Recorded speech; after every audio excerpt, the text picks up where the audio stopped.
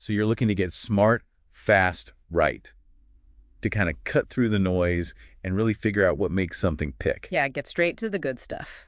Well, you've definitely come to the right place. Today, we're diving deep into a film that, it undeniably changed the game. Quentin Tarantino's Pulp Fiction. Ah, Pulp Fiction. Can't avoid that one. Absolutely not. And we've got some great sources here, really digging into its style, its huge impact, and why people are still talking about it, debating it. Celebrating it, too. Exactly. So our mission, really, is to get to the heart of Pulp Fiction. Why did it hit so hard? Why does it still feel so relevant? We'll be looking at, the style, where it came from, what it did that was new, how people reacted, the whole package. Yeah, think of it like a shortcut to understanding a real pivot point in movie history. Okay, so Tarantino's style. It hits you right away, doesn't it? It really does. And the thing everyone talks about, our sources really hammer this home, is that nonlinear narrative. Right, the jumbled timeline. Yeah. It's like he took the story, chopped it up, shuffled the pieces. You get those chapter titles, the Bonnie situation, the Gold Watch. They're deliberately out of order. Totally. That's so it. You, the viewer, you're constantly putting the story together in your head as you go. And what's so good about that, I think, is how it kind of mirrors how we actually remember things. It's not always A, then B, then C. Right. Our minds jump around, make connections. Exactly. So by doing that, Tarantino makes you engage more actively. You're not just passive. You're participating and figuring it out. And it's not just the timeline, is it?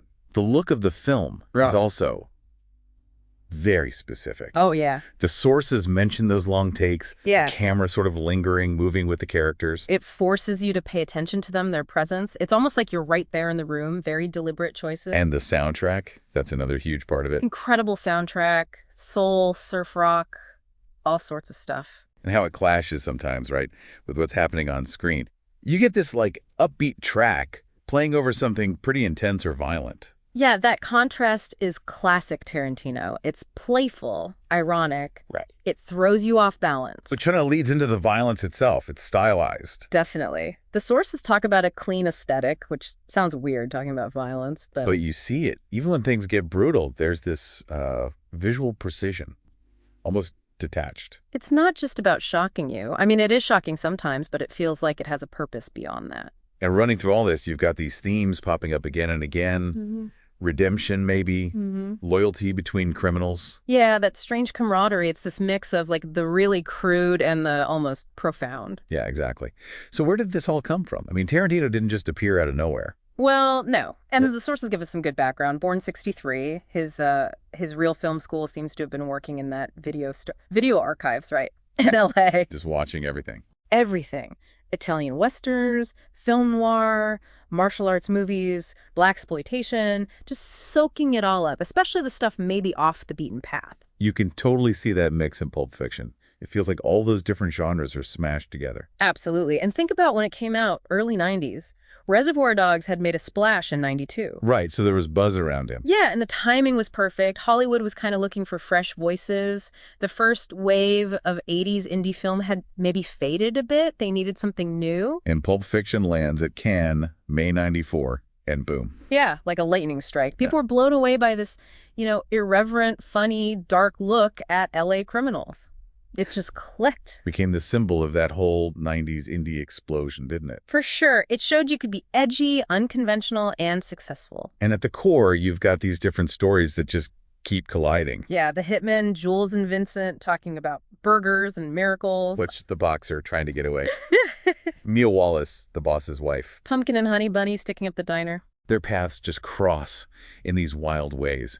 Violence, luck, maybe even moments of grace. That weaving together is key. It backs up the whole nonlinear thing, but also suggests, life is messy, chance plays a huge role, everyone's story is tangled up with everyone else's. It feels more chaotic, maybe more real, than a neat, straight-line story. Definitely. So, okay, we're saying it's influential, but why is it considered such a key work? What makes it a landmark? Well, the sources are pretty clear. It wasn't just another cool indie movie. It really solidified Tarantino's whole style, his voice. And in doing that, it kind of rewrote the rules for both independent and mainstream film. How so? It's that idea of homage and pastiche you see mentioned. He's clearly showing his love for old, Pulp magazine, the old B movie. Right, he's borrowing elements. But he's twisting them, playing with them, commenting on them. It's not just imitation, it's reinvention. Like Jackrabbit Slims, it's a 50s diner, but filtered through this modern, ironic lens. That's self-awareness. Yeah. It's like the film knows it's a film. Exactly. It's self-reflexive, as the academics might say. And when you break down his vision, the jumbled chapters, the music acting like another character, these morally gray characters finding weird paths to redemption. Yeah.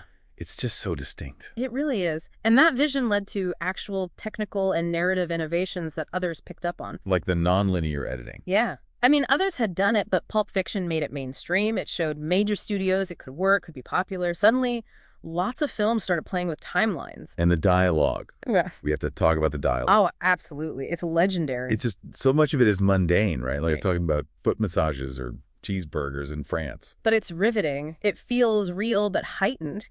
You learn so much about the characters just from how they talk about everyday stuff. And then it snaps into high tension. That blend is incredible. It makes even the quiet moments feel charged. He elevates the ordinary, and it makes the characters, even the hitmen, feel strangely relatable sometimes. Yeah. And then there's the violence again, that stylized approach, like the overdose scene or poor Marvin in the back seat. Right. They're shocking moments, but presented almost aesthetically.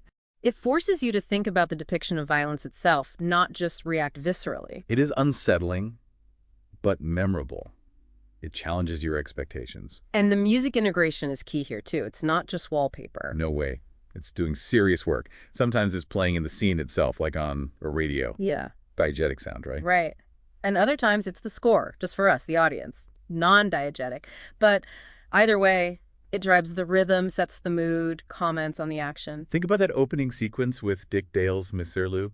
Instant energy. Totally sets the tone. The music choices are just so deliberate, so crucial to the film's whole vibe. And you can really see its influence. The sources point to directors like Guy Ritchie. Lock, Stock, definitely owes a debt. And Christopher Nolan, especially early stuff like Memento, that playing with time, the sharp dialogue. It opened doors, showed filmmakers new ways to tell stories, especially outside the traditional Hollywood mold. And the reaction at the time was huge. It won the Palme d'Or at Cannes '94. That's the top prize. Massive deal. And then 7 Oscar nominations, including Best Picture, Best Director. And it won for Best Original Screenplay, which feels right given the dialogue and structure. Absolutely. Critics mostly loved it. They talked about how fresh it felt, how it appealed to both the art house crowd and mainstream audiences. Which is a tough needle to thread. Very tough. It became a cultural event. Everyone seemed to be talking about it, quoting it. And it hasn't really faded, has it? It's always on those best of the 90s lists. Still studied in film schools. Yeah, its status as this key postmodern film seems pretty secure. Yeah. The way it plays with genre, references, reality, it's rich territory for analysis. So wrapping it up, Pulp Fiction really stands as proof of Tarantino's unique talent for just breaking rules. Yeah, mixing high art and low culture, pulp novels, and philosophical debates. Taking things that shouldn't work together, extreme violence, dark comedy, moments of reflection, and making them fit perfectly somehow. He made it okay to be stylish, to be referential, to be unconventional. He definitely helped clear a path for a lot of independent filmmakers who came after. And that legacy, you feel it today, that emphasis on crackling dialogue, on playing with structure. He encouraged filmmakers to question the formulas and also, maybe just as importantly, to celebrate how fun movies can be. Which leads to a great final thought for you, the listener. Consider this. Yeah. How has Pulp Fiction's influence seeped into the movies and TV you watch now? Yeah, think about it. Those elements, the fractured timelines, the stylized violence, the pop culture references, the quirky dialogue, how much of that has just become part of the air we breathe, creatively speaking? Stuff we almost don't notice anymore because it's so common. Where do you see its fingerprints today?